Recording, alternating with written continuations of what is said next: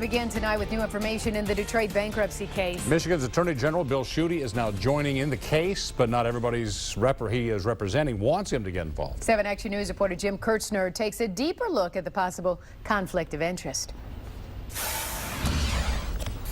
Add another suit to the parade that will walk into the largest municipal bankruptcy case. I'm going to be a voice for the victims out there that through no fault of their own and maybe due to pension fund mismanagement might get stiff. 30,000 retired and active Detroit City employees face cuts in their pensions that are protected by the Michigan Constitution.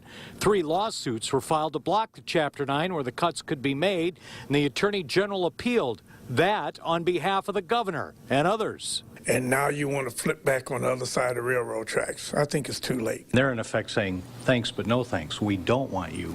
Well, you know, I'm doing my job as Attorney General, and I'm going to support the Constitution. This would not be the first time the Attorney General has been in a position to argue on both sides of an issue. I won't say that's a conflict of interest. He's allowed to do that as the Attorney General. It is certainly a very unusual posture for him to be in, and probably has generated an interesting telephone call between his and the governor's office. Many believe the Attorney General is positioning himself for a future run for governor.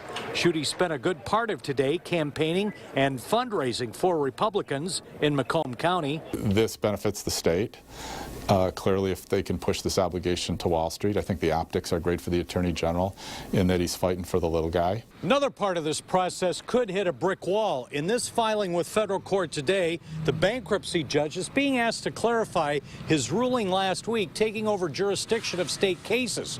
One of those cases could affect the future of Detroit Emergency Manager Kevin Orr. I'll explain that next hour at 7.